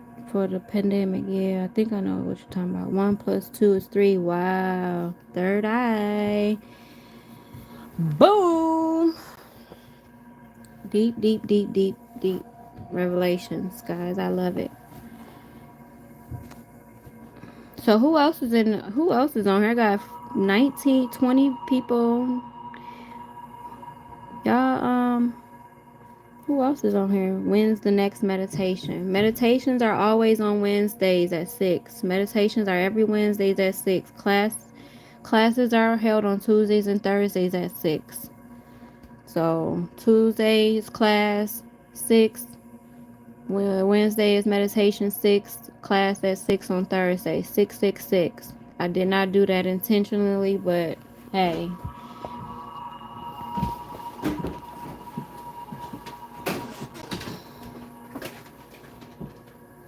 I'm here. Hey, what's up, Benny? What up, y'all? Hey, Mr. Somebody. 5 plus 7 equals 12 equals 3. Boom. Trump pandemic date 3/11. Biden election day. Wow. Damn. Crazy. The music complements the presentation. Thank you. Appreciate you. I'm trying to manifest over here. I got some things I need to accomplish within a certain amount of time. So I'm manifesting, y'all. I need y'all to manifest with me over here. I'm trying to manifest greatness. Greatness, greatness, greatness. I'm happy to find someone who looks like me, who knows about this. Absolutely, Miss Vicky. I was telling someone yesterday, like, the last 3 years of my research, you will barely, there's only one woman I know of that's like teaching this out, and she's not even out in the public or public eye anymore, and has gone into the private side. So she's teaching it privately, but there's only like one woman I knew that was really teaching this knowledge. It was mostly all men. So mirror image day 311. Let no man take your crown. Corona 313. FEMA took over. Obama tweeted he had COVID on 313. Wow. 3 months, 22 days. Hold on. 3 months, 22 days after Biden's birthday and 222 days after Obama's birthday. Damn. Order out of chaos. Damn. You the truth, Jeremiah. I need to connect you with my son. He's into all of that gematria and stuff. He's about to be 21 years old. He thinks he's the one. He calls himself the one. And he's into that gematria stuff, though, for real. His birthday is June 11th. He's a Gemini. And he just walks in the door, speaking of. Boogie, come look at these comments. Why you cut your AC? Because I'm on live. Come look at these comments. This guy in my chat spitting all the gematria stuff. Said Revelation. He was like, mirror image day 311. Let no man take your crown. Corona 313. FEMA took over. Obama tweeted he had COVID on 3/13/2022. 3 months, 2022 after Biden's birthday and 22 after Obama's birthday. I've been seeing this. I walked in at 1:44 too. Yeah. I just been in here for 44 seconds. Whatever. Y'all hear my son? Trump ran on my birthday. Trump ran on my birthday. And that just like crazy. 16. Wow. Oh, so you a Gemini too? Look at you. That's why I said I need to connect you with my son. I knew. What is this, man? Live? This my live, yeah. Yo. I am Gemini. Yep. My son is a Gemini too. Y'all Geminis is something else. Be driving people crazy sometimes, but I love y'all. He's the same.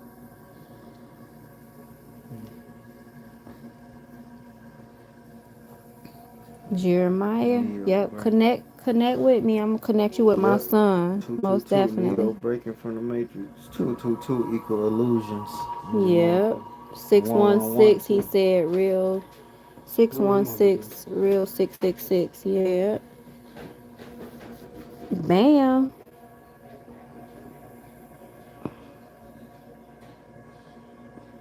Yeah, my son, I've been trying to encourage him to he started, but he got to build up more of his confidence for his page so he can get out here and start teaching. But he do what he do out here in these streets or whatever, teaching and waking up people that he interact with and stuff like that. So they all respect him and stuff like that wherever he goes and stuff. So he doing his little part. My oldest daughter is a Gemini. Okay, yep, my oldest son. Miss Vicky, yep, that's my oldest. We all got some things in common. Neo breaker from the Matrix. Absolutely. Um, let's see. What's that? I was about to get off of here. Look at Marvel Comics 616. Yep. Yep, we know all about the Marvels. Yep. That's called synchronicity. Absolutely. Absolutely. Does this book go into federal court cases? If so, did you read that already? Yeah, you might want to check the other previous, I believe so. House of Binkham. Just check the other recordings from part 1 to 3. Let's see. I think we did talk about federal court stuff. Don't give me a line. I can't remember half this stuff like off the top of my head like that. But it went over commercial law, the affidavits, biblical source, 10 maxims of law, the crime enforcement, commercial liens, true bill in commerce, United States of America. So I'm quite sure we went over some stuff dealing with the courts in here. I can't just say off the top of my head right now. So I would just say check out the previous lives, the previous recordings. And it might be something in there that you need. So most definitely check those out. All law is ecclesiastical law. Not all law, but yeah. Marvel comics are based on the powers. Yep. Based on our powers we possess as spiritual beings. Yep, absolutely. That have been lying dormant. You just got to tap into it. I'm new, but I'm checking those out. You're welcome. Welcome to the group. And also, if you'd like to join the community, just email me for a screening. In the subject line, put screening request to join Freedom Writers community. Okay? And I'll get to your messages right away. Waiting for the vapor canopy comes back. Waiting for the vapor canopy comes back.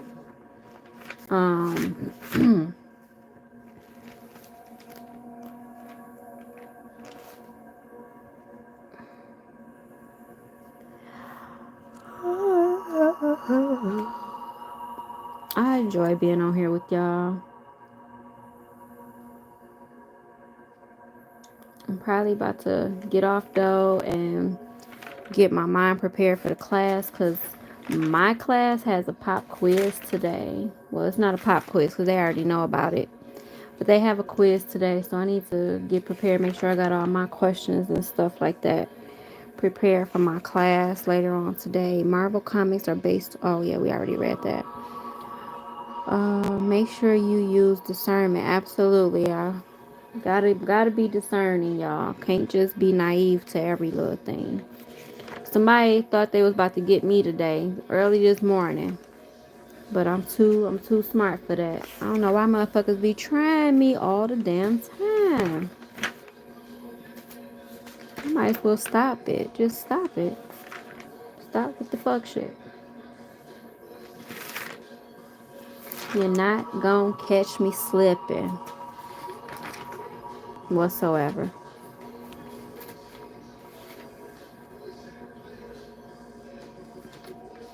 Alright, y'all. Well, it's almost been 2 hours on here with y'all. But man, we was on my class on Tuesday to like 11 o'clock. Totally wasn't expecting my class to go that long, but it was some infiltration and shit like that happening that day, so I had to redo some things as far as the structure of my group, restructure some stuff. We appreciate you doing this. Absolutely, you guys, no problem. If anyone would like to donate, whether it's $1, $5, $10, it all adds up, and it's all greatly appreciated. You can send it by Zelle, or if you have Chime, I'm a Chime user as well. You can send it on Chime bank account, through my email, or you can send it on Cash App. But I would have to email you what the Cash App is, because I don't want to put anyone else's Cash App here on in the public. It's not mine, so I'm not going to do that to them. But I will give it to you privately. So just reach out to me. Your donations are greatly appreciated, and they do come in handy. When you know King James Bible, Coil Burn Bible. When you know King James Bible, Coil Burn Bible. Okay. Like I said, Jeremiah, reach out to me. I know money, cryptocurrency goes up on a new moon and down on a full moon. Really? I know money, cryptocurrency goes up on a new moon and down on a full moon. That's good to know. I've actually stopped dealing with cryptocurrency. I started taking this information serious, and it was bothering me for a long time last year about cryptocurrency. And I'm like, in the beginning, it sounded all good to me. I'm like, oh, this is the currency of the future. We all go through those different stages of awakening. Moon Eve. I got you. Damn. So we all go of awakening. And as above, so below. Absolutely. We go through, and so last year was just really bothering me. Like, I was promoting and really trying to help people learn about cryptocurrency, really start like generating assets. And I've definitely made lots of money from cryptocurrency and investing in it or whatever, but I started feeling some type of conviction after I started doing more research and more coming into the knowledge of what really is going on with this system, and really diving down into the truth, like the different aspects of the system and all of that, right? That's when I started getting my convictions about cryptocurrency, and I'm like, well, this shit ain't nothing more than a Federal Reserve note. That's how I started realizing it.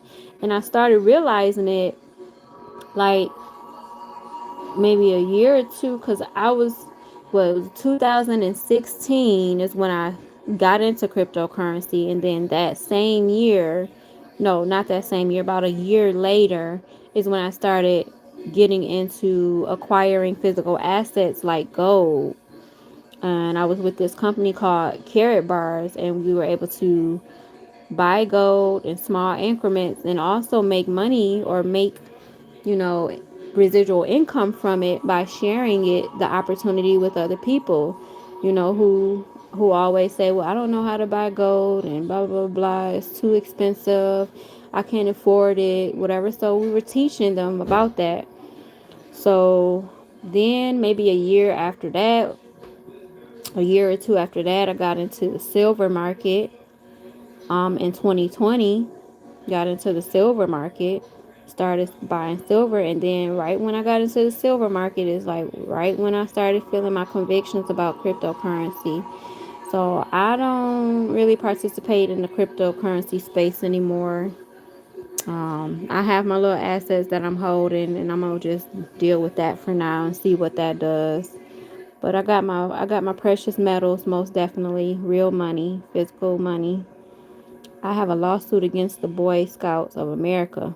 That's deep. Well, I wonder what's that about. Because I've been really, really wondering. Like, I know as for me, I was a Girl Scout in elementary.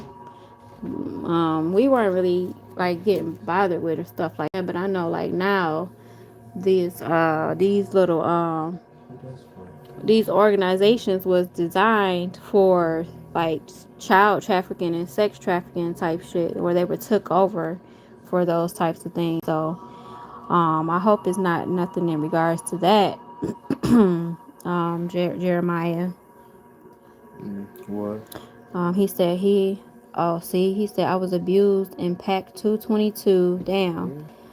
I'm turning 47 in 2022. Damn. Crazy. Matrix World, right. Love you, Yeah. sister. Absolutely. Love you too, brother. I'm sorry that happened to you. I hate that happened to you. That's crazy. That's crazy. I didn't even see that comment before you said anything. That's absolutely crazy. That's absolutely crazy. I hate that you had to go through that, and I hate that so many children had to go through those things. It's really, really sad. I was a Boy Scout and I never encountered what has made it to the mainstream. I learned a lot from the teachings of manhood and living in nature. Yeah, you know, that's good. I'm glad you know, had good people around you, but everybody didn't have that same thing. I mean, I said the same thing. I didn't have a bad experience when I was in Girl Scouts.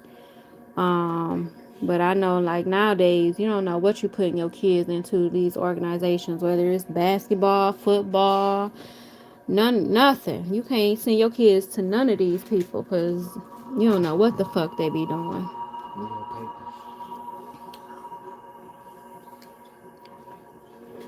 So yeah, it's best that we just create our own little stuff and do our own little thing with our children. We gotta protect our children even more than we've had to in the past. So it's real sad. But I'm gonna let y'all go. I thank y'all again for joining me. Thank y'all for the likes. Thank y'all for the shares. Thank y'all for your comments. And I love each and every last one of you all. Julian said, check out that book, The Impersonal Life by Joseph Benner. It's a great book you want to check out. It woke me up to life we live. Okay, gotta check that out. Thank you for sharing. Definitely will check that out. I got so many books I gotta get in and read. It's not enough time in the day almost. But once we get where we trying to go and we able to chill and relax and enjoy life, I'm gonna be doing all that type of reading and studying and putting different little sciences and stuff to use that I've learned over the past couple of years that I haven't actually been able to use yet, or had the time to do it, or the energy or whatever. But yeah, they took my children when I filed treason and RICO Act against the people in Rushville, Indiana. Damn. I hope you were able to get them back, Jeremiah. That's fucked up. They better leave our children alone.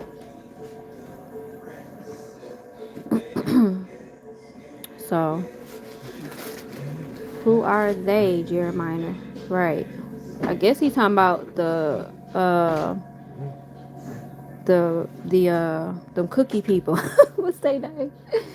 What were we just talking about? The Girl Scouts and Boy Scouts people. Do you listen to Rod Hayes? I absolutely do. Yep. Yes, I do, Miss Vicky. Where he has talking about, yes, I do. I'm a Rod Hayes advocate all day, every day. Free Larry Hoover all day, every day. Um, Also, y'all check out Young Elder, the Young Elders page. He was on Rod Hayes was on the Young Elders page, or been on there the past couple of weeks, and they've been doing some great back and forth, breaking stuff down and putting stuff together and showing receipts. So yeah, definitely go check out, if you don't know who Rod Hayes is or the Young Elder, go check them out. And I don't get paid to promote nobody's channel, but our people need to know the truth and they need to wake the hell up. So if you don't know who they is, go check them out. Offspring must be claimed in the trust. Oh, let me give y'all want to take control of property of your children. Take control of your children's, as far as them being the rights and titles and claims to them. The simplest thing for you to do is to go put an ad in the newspaper. The father should be the one to do it, but if the father doesn't do it and they're buttholes and assholes, then the mother can do it. Just claim your child as your property, or as your heir. Put their name, upper lowercase, put their names in upper and lowercase, and state that they're your heirs and you're claiming rights and titles to all the interests. Okay, and put that in the newspaper. You do it one day a week for 4 weeks, and then I would go record it at the county after that. Put that on the record, and you should be able, like, if you got child support issues, all you gotta that's for anybody with child support issues or anything. Go make that newspaper ad. Put that ad in the paper. I'm giving y'all some real nuggets, some real A1 nuggets right now that you can implement ASAP, especially for those fathers, or there's some mothers too, because I've been through child support. I've been put on child support myself by no good ass nigga, but that's neither here nor there. Yeah, that's a quick fix for you. You're very welcome. You're welcome, Sierra. They took my children and they know I am in the know. They know. Hold on. Hey, where my check keep going away like that? They know. They move Israel every cycle. Lima, Peru will be the next Israel location. Wow. Wow. Well, the real Israel is here. This is America is the real Egypt, y'all, and the real Egyptian land.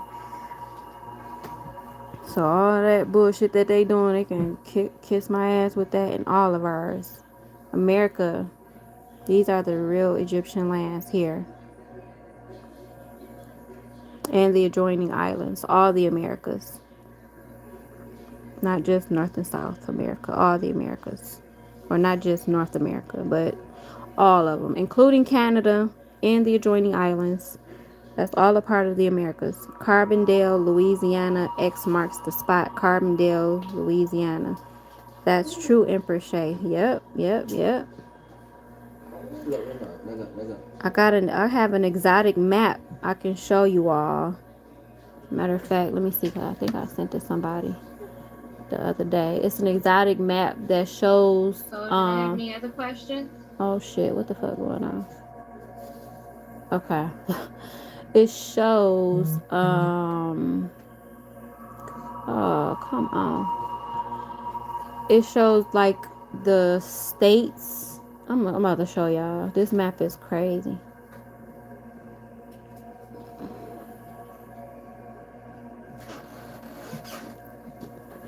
Give me a second. I'm pulling it up. I'm pulling it up. I'm pulling it up. Okay. Where is it at? Okay, here it goes. Y'all check this out. What now? I might have to leave it like this. Oh, my grandbaby trying to take over the laptop, y'all. I see my precious little moo. I see my little moo. Mama, stop. Let me show y'all this map. She don't want y'all to see. But this is the exotic map. And so right here, oh goodness.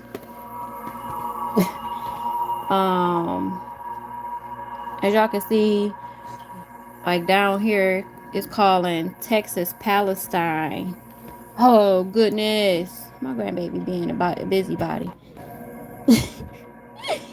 Mama, no. So y'all can see Texas is called Paris, and Palestine, Scotland is those. I guess those are cities within that area. Then you got Cuba over here, and wait a minute. Yep, Cuba is over here. Let's see, what else do I recognize? Atlantis. Y'all see that? Y'all see where they say Atlantis was at or is? All right. And y'all see that? Sweden, Greece. This is right here in our own land, on our own on American soil. Oh goodness, the grandbaby is on a rampage, y'all. Mama. Let's see what else. Y'all see that? The Madrid. Hold on, let me get my phone off this charge. Y'all see the Madrid.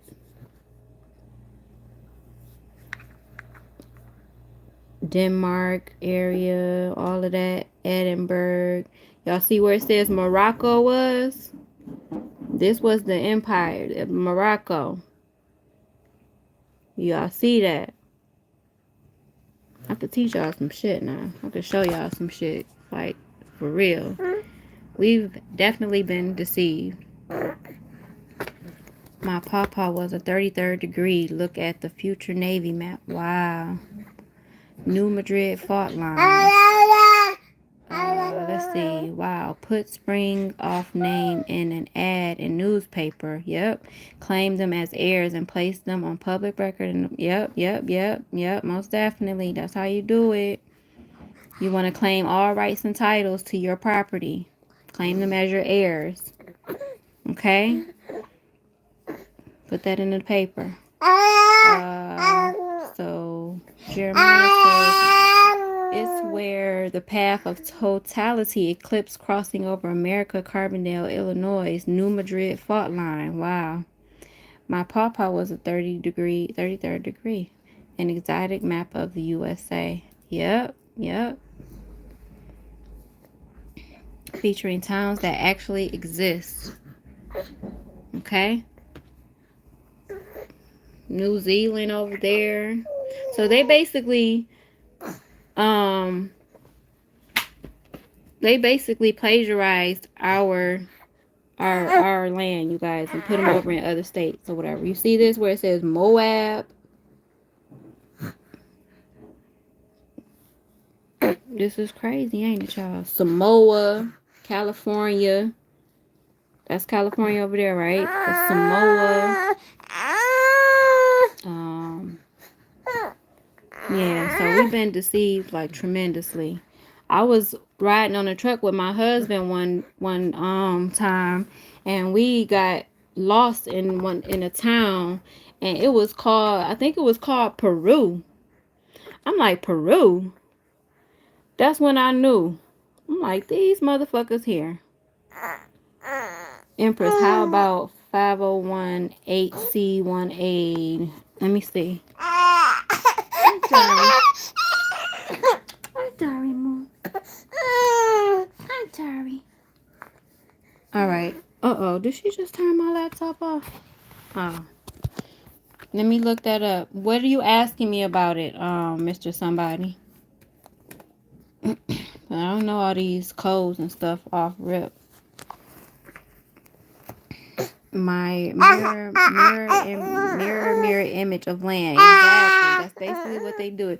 Like I said it I think I said it yesterday. Evil turns the face to righteousness. That's basically what they did. Or turns a mirror to righteousness, should I say. Evil turns a mirror to righteousness. So they turned their little evil mirrors to our righteous land over here and tried to make it over there their little own evil agendas. That's exactly what them bastards did. Some deep ass shit. Okay, so let's look up what you say, Mr. Somebody? 508 C 1A.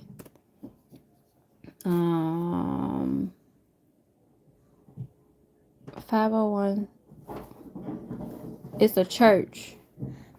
Are you talking about like the 501c3 and the nonprofits and stuff like that for the church? Right. I've heard that that's a good thing. That's something good to have for your charitable trust. You know, if you're creating a charitable trust, yeah, you want to have a 501 508 or something like that. 501(c) or 508. I think I've heard that the 508 is better than the 501c3, but don't quote me on that. I would have to go back to the person I believe I heard that from and clarify. But of course we need to do our own due diligence at the same time. So yeah. Can't take everybody's word for face value. Strong concordance definition. They are bankers. Yeah. Facts. Well, if y'all fucks with me, I'm going to show y'all how to become the bankers. Because technically we are the bankers. Because nothing that they do exists without us, period. So we are the bankers. By law, they are not allowed to speak out against the government. 47. Right. Right, the 501c3s are. That's why I think the 508. Okay, so that's probably why the 508 or something like that was said to be a better option or something.